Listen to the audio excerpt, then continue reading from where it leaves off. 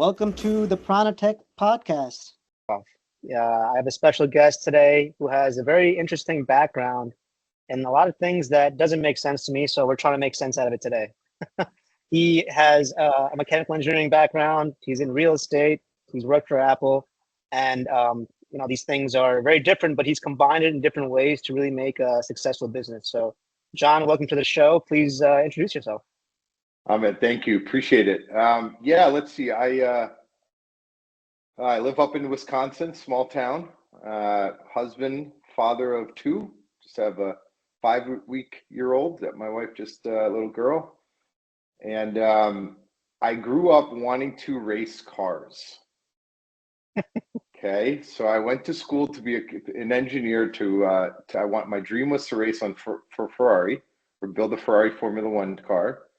I graduated and I did not want to work. So I took 2 years, doing nothing. I realized, oh boy, I probably should get a job. And got an interview with through a friend or something like that. And I ended up, starting to design buildings. And 20 years later, I'm still doing it. So I guess I liked it. That's amazing. Talk about your time at Apple, right? You were there for almost a decade, and you're on the the retail, I would say, like construction side of things, and I would say building the stores we see, right? Yeah, the stores that we see in like Manhattan, or even in India, or in all these places around the world. Was that you? That was me for a very long time. I've had the luxury of building in 20 different countries, so mainly because of Apple. I got a call one day. It was funny. I was in New York, living in New York at the time. I was unhappy with my current job, and I was going to start looking, and I got a call or an email out of the blue. And it was from some recruiter at Apple that said, we're interested in having a phone interview with you. Sure. Did a phone interview. Interested in bringing you out here. Sure. 6 months later, after canceling on me like 5 times the night before the flight, I finally got to fly out. Sat in a room for 9 hours. I'm going to tell the joke. Wow. This is the funniest thing. So I was hired as the first engineer for Apple's retail real estate group. I sat in that office. I couldn't find the damn plug to plug in my computer to charge it. Don't tell anybody that. That's a secret. That's funny. That's ironic, right? I know. It's extremely ironic. What are they changing the port? What is it? What is it? USB-C now? Is that what's going on? They're changing the ports in the buildings to make more money. That's funny. That's my little secret I take to my grave. Now the world can hear it. But sorry, Tim Cook. I got offered the job, and I remember one person that I interviewed with said, look, I think you're in the running for this, but if you get the offer, you have to be able to walk into fire and be thrown into fire and walk yourself out. And I had to think about that. Like, what the hell is this place all about? Like, what am I getting myself into, right? And sure, I took the job. I flew to California, knew nobody, left all my friends, everything I had known. I grew up in the East Coast my whole life, friends, family, everybody was there. And I showed up in California, and I remember showing up on like the first day in a suit, and then somebody walks in with like mesh gym shorts on. I'm like, oh man, this is a different world. And it was an interesting place. I was a position that they needed, but they didn't know how to use. So I had a lot of leeway into building myself up. And I ended up creating a bigger position. And after about a year, I ended up leading their whole engineering program. So I was in charge of creating design standards, implementing those standards within their design program, watching construction and overseeing, consultants in construction, testing of the systems, and then really helping to run them, operate the stores from that point on. And if you've been in an Apple store, they make some crazy stuff. They do not do things easy. I don't know why. They could have, but yeah. No, it's very systematic. You go to those stores. It's I've been to a lot of those stores and in multiple places, and the system is just like perfect for their realm. It's just like, everything is designed so well. And, actually, that's what Steve Jobs did, right? Yeah, right. From a consumer perspective, right? I don't know. I've never built these buildings like you did. I just go there and buy shit. Okay. I go there and buy like things like this, I am a big Apple person, It's very, I think that, what's interesting when you're an engineer, you usually do boring stuff, right? Yeah. Most engineers, especially when you come to mechanical, I designed air conditioning systems and power, and yeah, it's boring. Most people want the lights to turn on or expect it to be the right temperature all the time, right? Everything about Apple was, how do you push the boundaries of what we're trying to do? So for me, it was, okay, well, we need to maximize the floor space on this store. How can you get the air conditioning duct from 15 inches or 16 inches down to 8? Well, you can't. Well, sure, John, of course you can. Come on, there's got to be a way, right? And it was that constant push, but it was one of the hardest things to design for, because the store, see big swings in occupancy, but the expectation was that it worked over the whole gambit of time, from opening day when there's a mad rush of hundreds and hundreds of people, or product launch day, to the time when it's the middle late night and there's only a couple people there. But some pretty audacious goals that they set for themselves when they built their stores, paid for it. That's so funny, and the reason why you say that is because they wanted you to kind of maximize by minimizing, right, in a sense.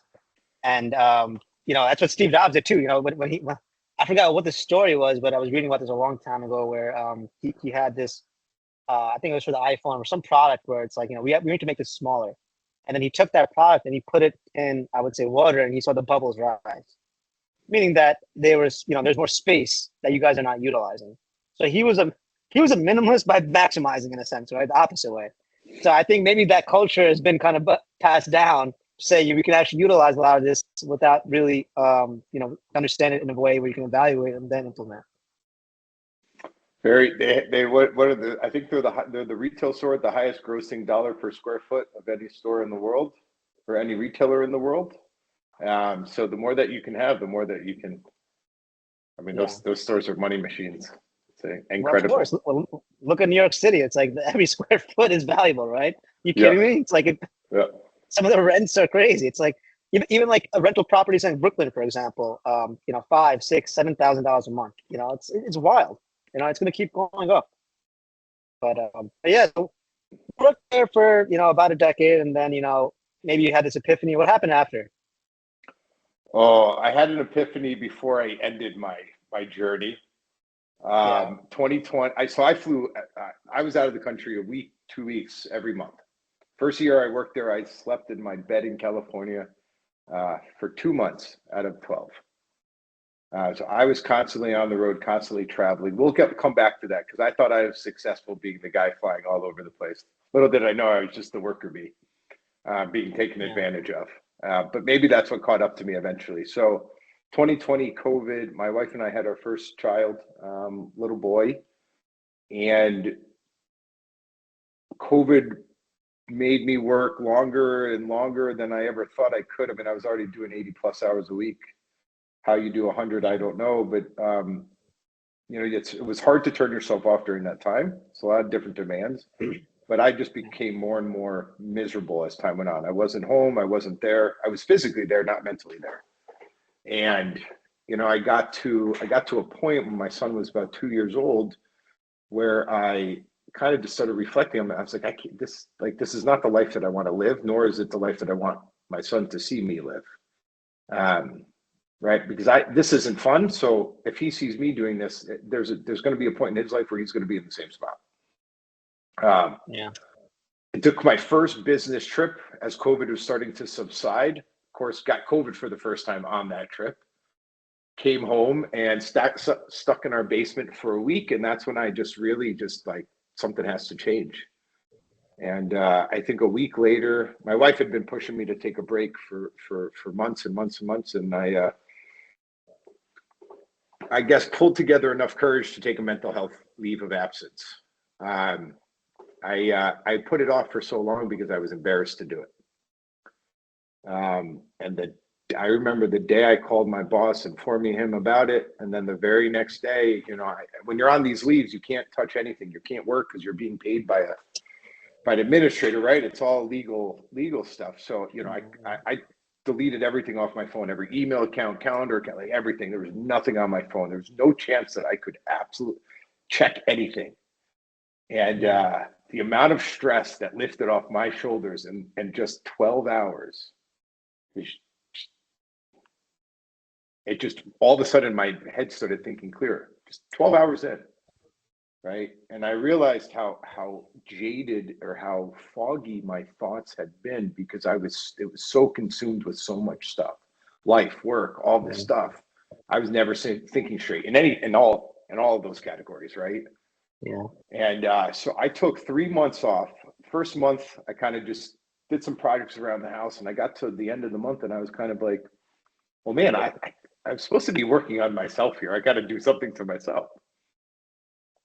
And went for a hike and kind of started to get a little bit more perspective, and then went to visit this real estate investment course or something for free at some hotel. I don't remember. And I was like, man, there's an alternate world out there. Like, man, look at all these folks. These folks are coming from being a nurse or working in a restaurant or doing this, and they're buying real estate. I was like, I've been in real estate for 20 years and I've built everything underneath the sun. Like, I can do all this. Why not? And, I remember coming home, my wife's like, what happened? You're smiling, like your head's thinking, it's like all written all over my face. And it was that point where I started to realize that the imposter syndrome was going away, because I had started to interview for other jobs and I just felt like, oh my God, can I do this stuff? Like, you get so comfortable.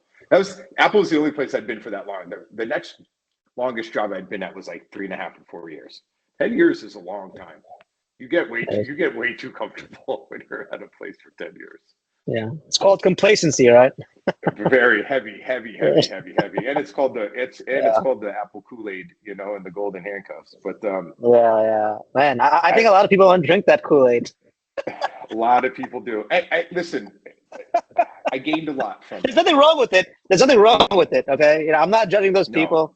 It's just, you got to find out these things for yourself. Right. And I think that's what you did. You did it for 10 years and you found out 10 years and one day after.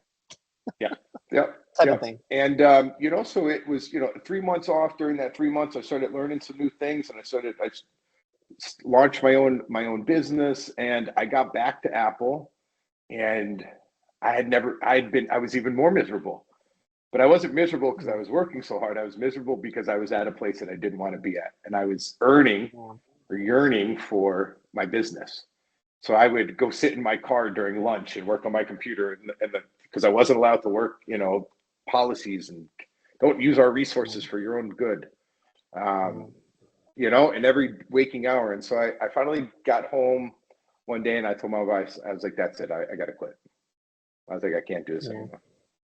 Yeah. And that was March of last year, 23. And a couple of weeks later, submitted my resignation, and that was it. Yeah. It's interesting because, like, even within like any culture, especially like Indian culture, right? They expect a lot of things out of their kids. Obviously, any mom or dad would, right? But there's an expectation, meaning that, right. It's not just Indian culture. It's just, but I'm just talking about from my experience because I've never lived in other cultures. Fair. I don't think so. What's wrong with you? Why I don't think I'm adopted. What the heck? But the point was that perspective is important, because I do have a lot of friends in diverse circles. There are Italians, there are people in different areas. It's a matter of, we ask these questions because we want to see how they grew up, and they want to see how we grew up, right? So from my perspective, it's more like, and this is I'm not talking for everyone in my community, but it's more like there's a high expectation: doctor, lawyer, engineer, right? And good, those are great jobs to have, and we're both engineers in different ways. But the point is that, I wanted to actually be a doctor, but only to, I would say, impress people. But I was like, why am I doing this? Why should I be pre-med just to do something? I didn't want to help people. I knew that, but I didn't want to be a doctor. And I went for it, and I dropped out of pre-med like within the first semester. I was like, I can't do this. I know I'm not gonna have a good MCAT score. So I, I and then I went on to be a biomedical engineer, which is funny because I actually help doctors now, and I give them tools to make their jobs easier. It's funny, right? Life is a paradigm. Life is a shift in different ways, and hindsight's 20, right? 2020, 20, Oh, yeah. 21, 20 for some people, but Yeah. I look back on these things and I see that, wow, I see a lot of my people that I went to school with, and they're miserable being doctors, miserable. Like if you want to be a doctor, there has to be a certain value to it, right? It's not about the money, it's about the people, right? And if you put the people first, the money will come. But the point is, if you focus on the money and you're miserable, what's the point?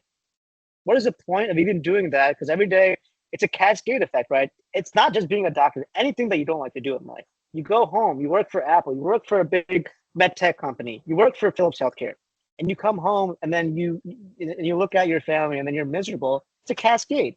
They're miserable too because you're miserable. If you come home, let's say you're making a fraction of what you're making at those companies. Doesn't matter. But you come home happy and you come home because you run your own stuff. And there's a big shift in mentality, psychology with the people around you, right? Because if you're stressed, they're stressed. If they're stressed, you're stressed.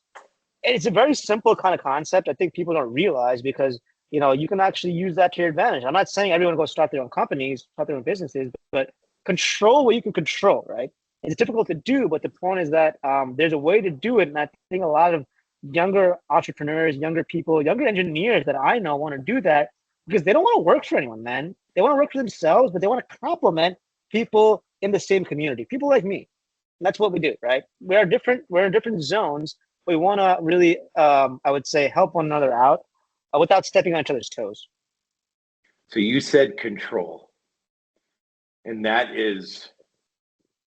it's such a broad word, has many different applications, but that was the piece that it took me way too long to figure out what it actually truly meant from a everything around me perspective. And so I thought I was in control while I was at Apple. They listened to me. I was the expert. Jon, what do we do? Yeah. Do it. Right? I need to do this. We need to do that. Okay. For the most part, right? Not everything, but I thought that, I was in control because I was the one they called when something didn't work or they needed to get something done faster. And I was a problem solver. I got things done. They were in control. It wasn't me because when I got the phone call to go travel somewhere, I remember I was in Dubai. I came home. I got home, not to be gross, but I was sitting on the toilet and I get a phone call from my boss and he goes, "You got to go back." And I go, "What do you mean? I literally just walked in my apartment an hour, like half hour ago." He goes, "No, you got to go back." That's not control, right? Sure, I made great money at Apple, great money. Yeah. But now I have control over everything that I do. And that desire or that lack of control when I worked at Apple and the money comes into play. The money is a massive influencer on this stuff. Is that you don't realize, I think, Amit, that control starts to spread because now I have to live a certain place, right? Now I want to be a certain person, right? Like I was living in San Francisco, high rent, high this, high that, all of that stuff, right? All of those things, when you disconnect, I live in a small town with 10,000 people now. It's fantastic. There's no traffic. It takes 5 minutes to get anywhere. I can't see into my neighbor's windows, right? Right? I don't have things at my finger. I don't get Amazon Prime next day, right? It takes 2 days to get Amazon Prime, right? But like you think that you're like, oh my God, my life's over. Amazon won't deliver tomorrow. Like, no, it's actually just over today. Like, oh God, I actually didn't need whatever I just bought anyway. You know what I mean? And everything just starts to shift. So part of that's probably getting older too. And I think settling a little bit and maybe becoming a little bit wiser and more mature. But the control piece was the biggest thing for me. Right. I realized that the only way for me to get in control was to be the one controlling the outcome. And when I looked at that and said, am I controlling the outcome at Apple? And it's not just Apple, it would have been any job. Like that same answer would have been. The answer is no. Now, I'm also lucky, though. You know, my wife does very well. My wife's very successful. And so I could just quit. Now, we had to move. We had to leave San Francisco. We had to make life changes. We had to reduce our expenses, drop the salary. But I was able to start from scratch, you know, and I did have support doing it. So I don't want to, you know, there's a lot of people out there that I think, you know, don't have that luxury. And it does make things harder, but not impossible. It's amazing that you said that, because I have a friend that I play basketball with on the weekends, and you know, he was one of my first managers in the medical device field, and he was in quality regulatory for about 20 years.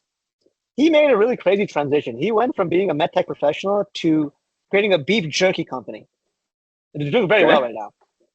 So, awesome. And you know, he picks me up every weekend, and you know, we go play hoops in high school with all his friends and hang out and all these things. And he tells me a story about why he did it.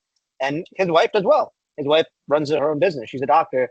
And the point is that, like, you know, he had the luxury of doing that. And he's like, yeah, absolutely. I would not have taken this chance if she was not doing well, right? Because then it would be tough for the kids. And they have multiple kids. They have 3 kids. And they live in a very expensive part of Long Island. But the point is that he took a risk, and it's paying off now. And the thing is that, you know, he knows what his target market is in terms of the jerky. You know, it's a Taiwanese-based company. Well, it's Taiwan-based formula, I would guess. But, you know, he's here. But the point is that it's a very strange, I would say, transition for people. But that's where his passion was, from his dad. You know, he got that from his dad. And he said, look, I'm going to do this. And he's doing very well. And he teaches me a lot. We talk about everything, you know. And this is one of my first managers over 10 years ago. And now we still laugh about the same jokes. We still hang out. We still, as if it was like 10 years ago, it's still the same.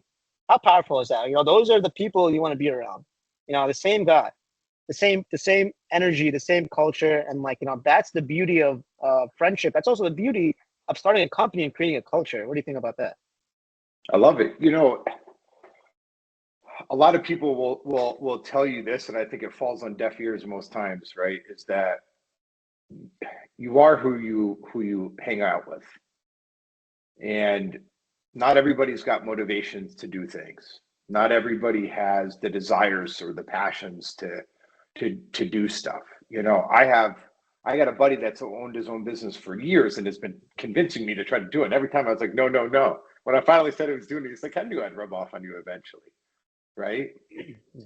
How much did that person influence me? Maybe subtly, you know, underneath everything. But I guess what I'm getting at is you have somebody in your network that is a motivator.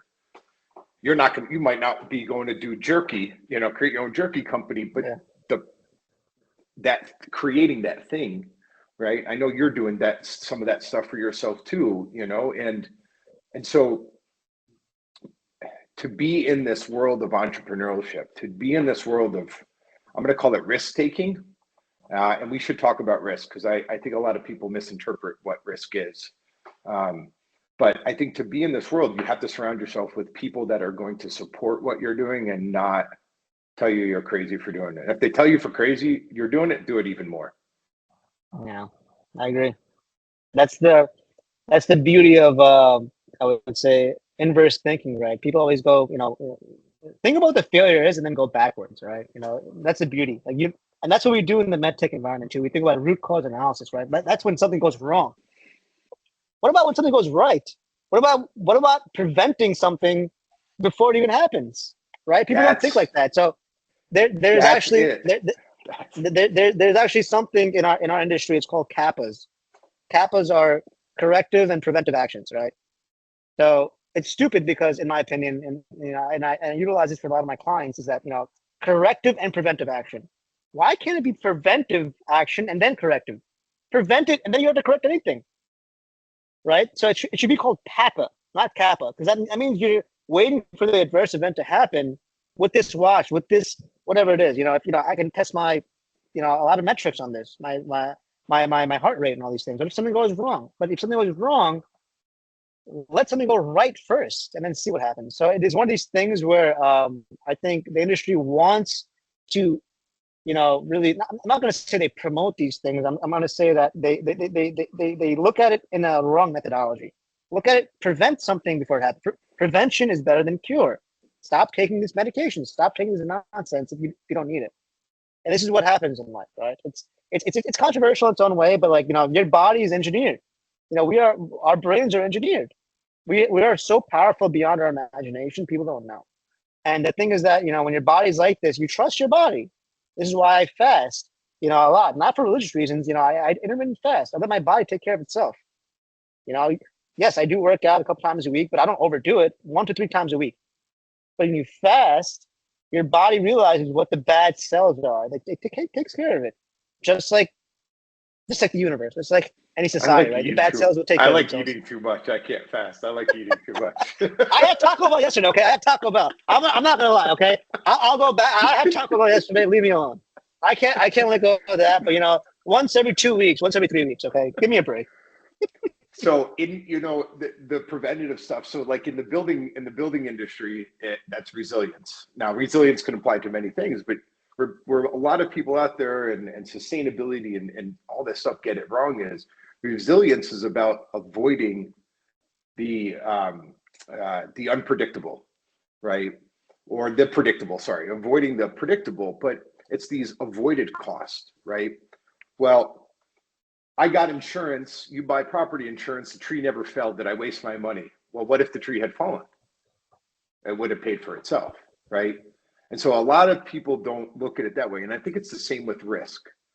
Is that we are trained that risk means that there's a chance for something to go wrong. But isn't there also a chance for something to go right? Right. Yeah. We do the same thing in our industry too. We do a probability severity matrix. Severity usually stays the same. You can't change severity. That's the worst case scenario. But you can decrease the value of the severity by probability, right?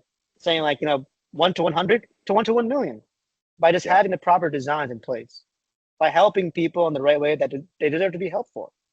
But I would say that a lot of people don't think like that. They want to get to market so quick without, I would say cut corners, but do it in a way where you're investing a lot of time and money now, but that's an investment for the future, and it will pay dividends very quickly. But invest now, that time and that money, that budget, whatever you have. For my clients, I tell them, and then later on, you'll have sustainability where you don't have a lot of backlash or feedback, negative feedback, I would say, from the field. It's always harder to change after the fact. Yeah. So talk about blue-eyed capital. Obviously, you don't have blue eyes. I've been staring into your eyes, all day today. So. Yeah, beautiful. I got beautiful brown eyes. Why blue-eyed? What is blue-eyed capital? What are you doing? And why? We talked about why you did it, but what blue eyes? Why? And then what is the purpose of your company? Sure. We're a real estate investment firm, impact-based investment firm, and Blue-Eyed Capital is named after my wife and my son, who both have blue eyes. My daughter has blue eyes, and we're hoping that they stay that way. I think the 6-month mark is when they change. So I might be starting another eyed company later in a few months. If it's a med tech healthcare company, involve me, please. I'll help you out. You will do. I will. I had multiple names, and that name, I don't know how it dawned on me, but I started this because I wanted something more for my son. I lost my dad when I was 13 from diabetes complications. I'm type 1 diabetic, so I got diagnosed 2 years before my dad passed. And once I became a dad, that stuff started to weigh on me a lot more than I ever thought it ever would. And so, part of my business ventures and desires is to create something for him and my daughter Willa, and my wife.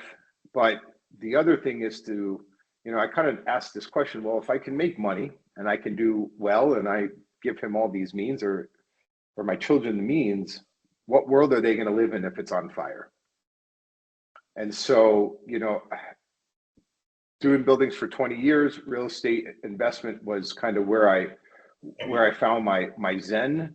but it was then really in kind of impact investing. So, I look at affordable housing, right? I look at lower income, housing projects and things like that. And these individuals, you see how these folks live. Some of it is by choice, but a lot of times it is, there's no option.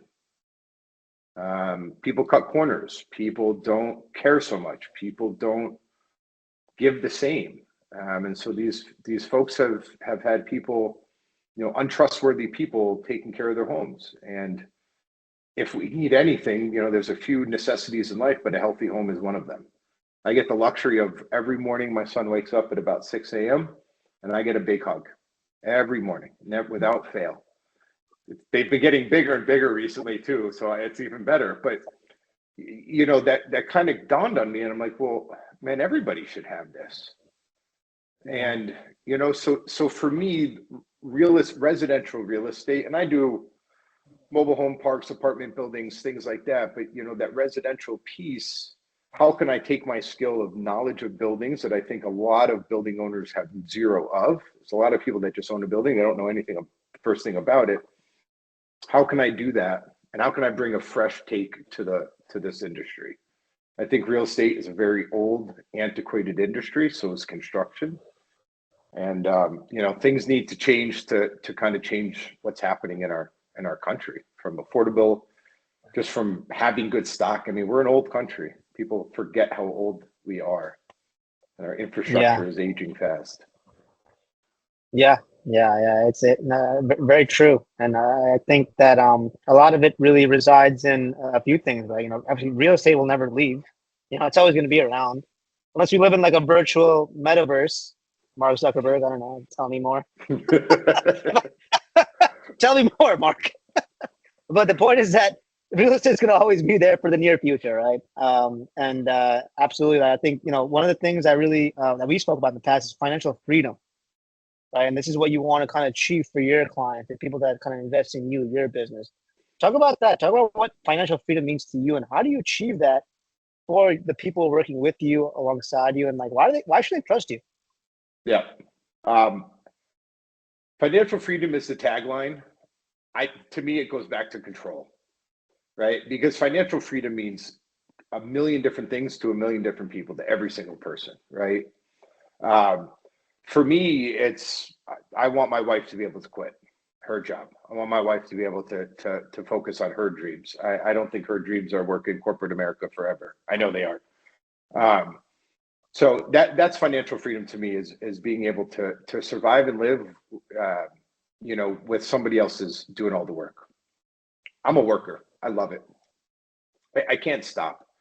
I love what I do. I'm very passionate about what I do. And so what I try to help people is, there's a lot of value-based individuals out there. I'm one of them, right? I care.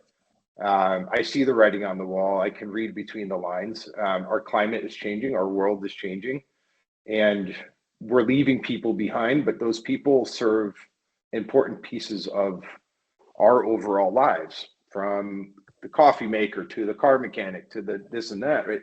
All those we all contribute in some way, shape, or form. And so, I'm looking for and trying to help people that believe the same thing, right? How can I use my money? I need to take care of myself first. You're no good at anything if you're not taking care of yourself. You talked about, fasting and all that stuff, right? Same with me. I exercise, I take care of myself, but that's physical, financially, emotionally. And then how can I do that for others? And how can I spread the word and have others, isn't it great that you can make money and help people at the same time? We're not charity, right? And I like people to think about it this way. I had somebody recently be like, wait a second, investing in affordable housing, like that just sounds so oxymoron, right? Like counterintuitive. And I was like, well, look, the more that I can invest, the more people I can get to invest with me, the more impact I can actually have on the problem that we're trying to solve. Called a positive feedback loop now. Yeah,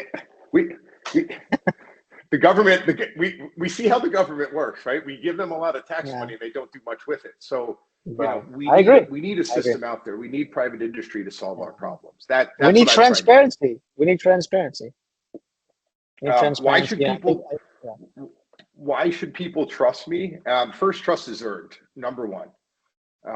So anything I say right now is not going to earn anybody's trust. but I have a reason for what I'm doing. My reason extends beyond my financial benefit. I can go about this all on my own and my family will be fine. But I'm trying to do this because I want to see an outcome. And my outcome is measuring impact, right? And actually changing human beings' lives, giving people that deserve a chance. Because when you look at it, if those individuals at these houses have a chance, they become a contributor. Yeah. We as a world, as humanity, doesn't matter who you are, who you like, who you don't like, we all need to contribute to society. Without constant contribution, we will all crumble, right? Even the richest will fall. And so I'm an honest guy. I wake up every morning and I look at my computer and I see my blue-eyed logo screen, and every morning I fight because I have a family that is reliant on me. And I have two kids that are, my son's 4.5, my daughter's 5 weeks. I will do everything in my power to make sure that their future is bright. And that's not just, that's just not financially, right? That's more. We need to help our communities. We need to help other people. So, yeah. But you got to get to know me. You and I have been talking for a long time. You know what I mean? I like to think that I'm an honest guy. Am I perfect? By no means, shape, or form. None of us are. Nobody is. I've made mistakes. I'm going to keep making them. But I will. I'm a fighter.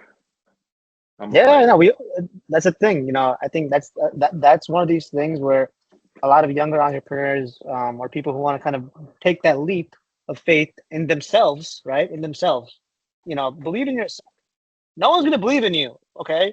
If you believe in yourself first and you have the confidence to move forward, you'll make it happen. If you depend on someone else's success or their failures, you will not. Don't compare yourself to others. Compare yourself to what you were yesterday so you can be better tomorrow, right? It's called 1% rule. So, you know, I'm a big Kobe Bryant fan, but the point is that every day you get 1% better, it's exponential value. Yeah. Right? It's not about money. This is about you. This is about emotional intelligence. Forget IQ. I think IQ is actually pretty useless. EQ is actually higher, right? Especially in the environment we live in. You understand people and what they want. How are they living? It doesn't matter how intelligent or not intelligent they are. How are they doing these things and what are they doing and how can you help them? What is their pain? What is our pain? And if you mesh those things, or if you connect the dots, pain connects pain, which actually is value, right? And I do the same thing in my capacity with folks, because, like, you know, I understand what the pain points are of the industry. You know, there's so much pain, and that's the beauty of technology. It's always going to be improving. Like Apple, for example, like, you know, the iPhone is incremental improvements, you know, because they do it on purpose, because they're allowed to. As a startup, we move faster. We have to. We have no choice. You know why?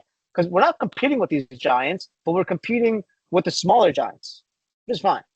Right? And then we keep going up. We keep going up. And then we increment. And then guess what? A big part of that is really understanding people. And if they love you, like Brian Chesky, for example, you know, when he did Airbnb, you know, he said, don't think about 100 customers that like you. Think about the 10 people that are customers that love you. Love is different than like. I don't have people that like me too, Jon.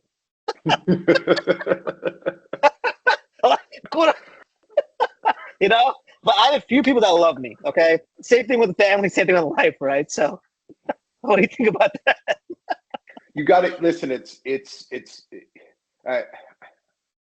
Michael Schumacher, big Formula One driver. I've been watching that since I was a little bit, and he had one of his famous quotes was, "Once something's a passion, the motivation is there."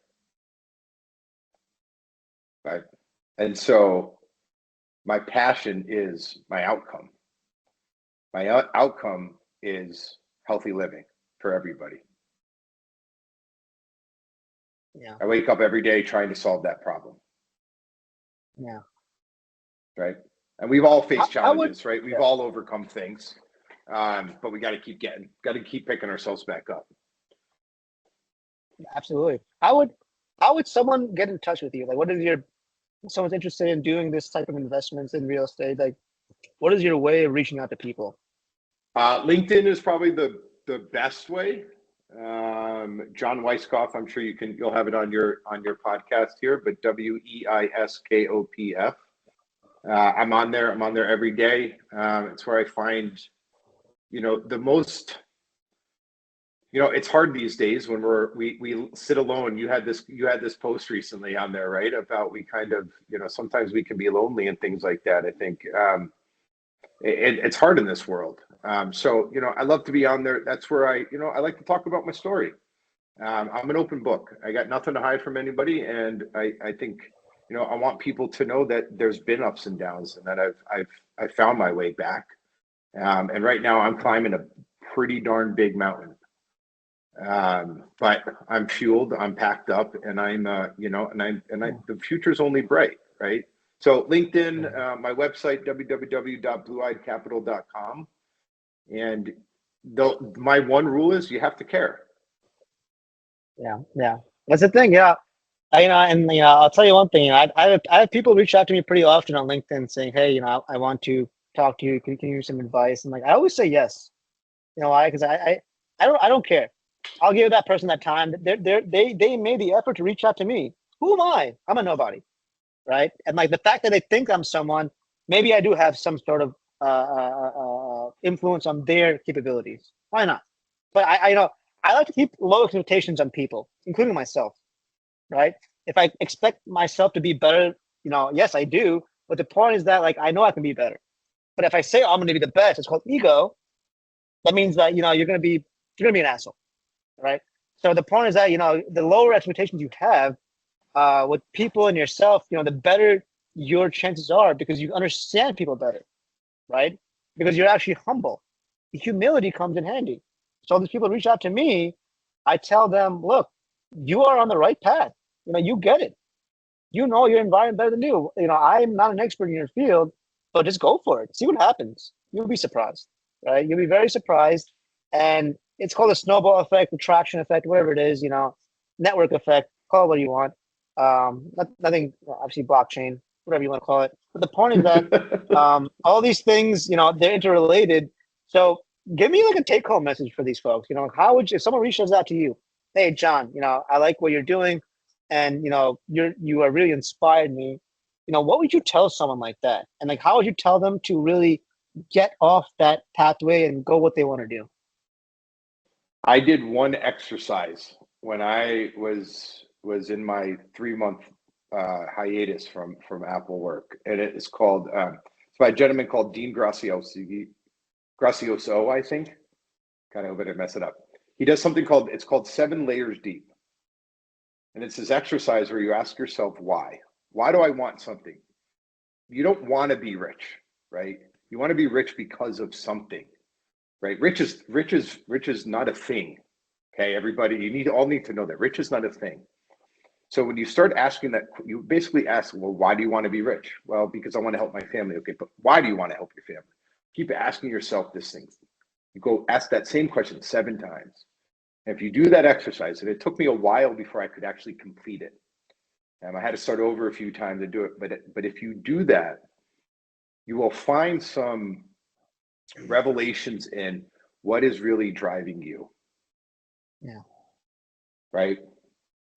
My biggest learning from my career is that I spent way too long focusing on Apple's work product than I did on myself.